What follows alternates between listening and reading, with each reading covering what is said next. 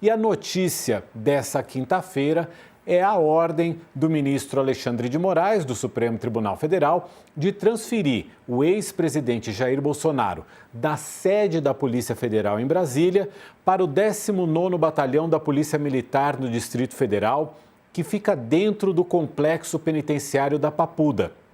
Essa área do complexo onde Bolsonaro ficará, aliás, onde Bolsonaro já está, é chamada de Papudinha. Ao longo da nossa edição aqui do Poder e Mercado, a gente vai dar uma destrinchada para você na decisão do Alexandre de Moraes, contar tudo o que ele falou na decisão dele. É uma decisão longa de várias páginas, a gente vai resumir para você. E a gente também vai fazer a análise e mostrar toda a repercussão política dessa transferência. Antes, a gente vai direto a Brasília conversar com o repórter Matheus Coutinho, que esteve na sede da Polícia Federal no momento em que Jair Bolsonaro estava sendo transferido para Papudinha. Matheus, boa noite. Queria que você contasse para a gente o que você viu por ali em termos de movimentação e as apurações que você tem agora nesse começo de noite. Claro. Boa noite, Mauro. Boa noite a todos os espectadores do UOL. Pois é, foi um dia agitado, pegou muita gente de surpresa, acredito que inclusive os próprios aliados do ex-presidente.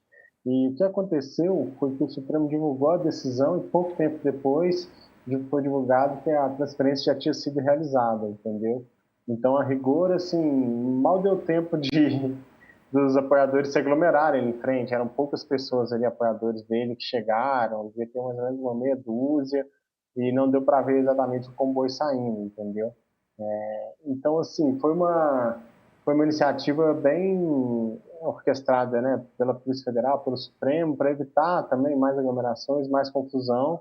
Saiu rápido da Superintendência da PF, já foi para a Papudinha, que é como chama, né, esse novo estabelecimento que vai ficar, que é um espaço especial de 64 metros quadrados. E o que mais marcou, mais chamou a atenção de tudo isso foi essa grande decisão, essa extensa decisão que o Moraes fez, porque ele analisou vários pedidos do ex-presidente, de parlamentares bolsonaristas, e se dedicou a decisão praticamente quase toda a rebater alguns argumentos que os bolsonaristas vêm falando nos últimos meses, nos últimos dias, sobretudo os filhos do ex-presidente, que falam que ele está em condições, né, alegavam que ele estava em condições muito degradantes, que ele estava, né, sendo trancafiado num quarto 22 horas por dia, que a situação dele era muito precária, que ele estaria sofrendo, que ele tinha risco de se machucar mais. E o Moraes dedica a maior parte dessa decisão rebatendo esses pontos, falando que é inverídico, afirmar que não estavam sendo respeitados os direitos humanos do ex-presidente, falando que toda a situação do Bolsonaro era excepcional, sobretudo se comparado ao sistema prisional brasileiro. Isso chamou muita atenção. Ele fez questão de rebater, de colocar em todo momento que essa condição do Bolsonaro, primeiro, é uma condição do condenado, então ele tem que cumprir um regime de restrições, mas é totalmente atípico, entendeu? Ele até colocou lá, existem 384.500 presos no Brasil cumprindo pena, né? E que não tem nenhuma dessas condições que o Bolsonaro estava tendo na PF, que é ter um banheiro próprio, um frigobar, televisão própria, ar-condicionado, um quarto de 12 metros só para ele, que era o que ele tinha na PF. Então foi uma decisão também que foi uma resposta bem dura, assim, em vários momentos ele falando que havia uma campanha de desinformação, de ataques ao judiciário. Olha, no UOL, inclusive, está em destaque uma matéria da Vitória Bechara, que diz exatamente isso, um trecho da decisão do ministro Alexandre de Moraes, em que ele fala que, apesar de todas as condições favoráveis das palavras de Alexandre de Moraes, que Jair Bolsonaro tinha na sede da Polícia Federal, ele lembra que aquilo não era uma colônia de férias. Esse, inclusive, é o título da matéria que está aqui no UOL. Ele disse que havia um intuito, isso que você descreveu, Matheus, todas as reclamações que foram feitas por Carlos Bolsonaro, por Flávio Bolsonaro, pela senadora Damares Alves, pela ex-primeira-dama Michele Bolsonaro e por outros aliados de Jair Bolsonaro, Alexandre de Moraes diz que todas essas reclamações públicas tinham o intuito de deslegitimar o Poder Judiciário, ignorando que as condições absolutamente excepcionais e privilegiadas do cumprimento de pena privativa de liberdade não existem para os demais 384.586 presos em regime fechado no Brasil.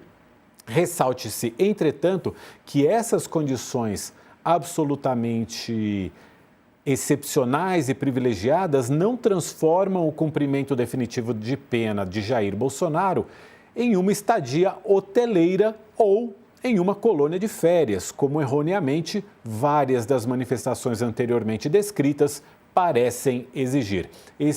Resumindo o que você estava contando para a gente, Matheus, esse é o trecho da decisão do Alexandre de Moraes, em que ele faz essas duras críticas às críticas que foram feitas, né? Que ele rebate as críticas que foram feitas às condições em que Jair Bolsonaro estava na sede da Polícia Federal. Você nos contou, Matheus, que a saída de Jair Bolsonaro, então, foi extremamente discreta, a transferência.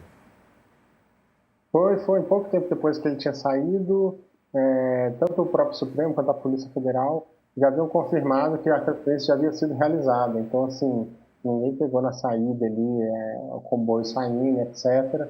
E lembrando também que na decisão, o ministro Alexandre de Moraes mandou que fosse uma junta médica atendesse o ex-presidente para ver a situação de saúde dele, para ver se ele teria condições de ficar lá no regime fechado mesmo, né? Porque ele tem esse pedido da defesa de ir para o regime domiciliar. E essa junta médica vai ter 10 dias para entregar esse laudo, ou seja, ainda existe a possibilidade de o ministro Alexandre de Moraes mandar Bolsonaro para a prisão domiciliar. Então é curioso, porque assim, a rigor ele ainda não avaliou, não deu uma resposta definitiva ao pedido de prisão domiciliar.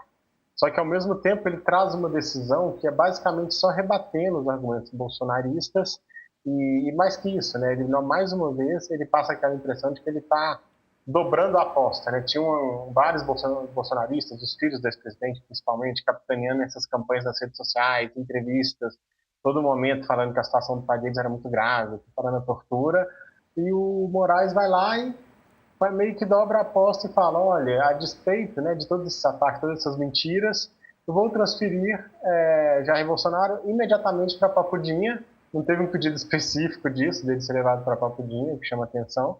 O próprio Moraes fala, vamos transferir ele para essa sala aqui, na Papudinha, que é uma sala que tem um espaço muito maior, que vai atender todas as condições de saúde dele, que tem equipe médica à disposição, que ele tem espaço até para fazer fisioterapia, botar uma esteira ali, fazer os exercícios, que o ex-presidente também precisa de fisioterapia por conta da condição de saúde dele, e que é um espaço que ele pode tomar banho de sol quando quiser, que é um espaço que tradicionalmente, né, são células especiais que tem na Papudinha, que é uma ala do presídio da Papuda dedicada a quem tem direito a essas células.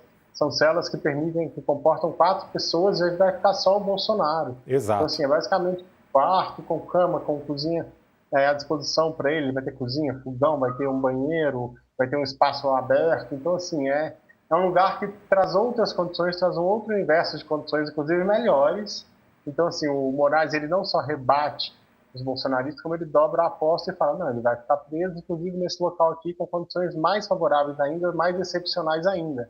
Então, isso traz também, é um novo capítulo, né, desse embate dele com os bolsonaristas. Vamos ver até onde isso vai parar, né, até onde isso vai levar. E a gente vai trazer as análises e a repercussão dessa transferência nessa edição aqui do Poder e Mercado. Matheus, obrigado pelas suas informações. Você queria complementar com alguma coisa?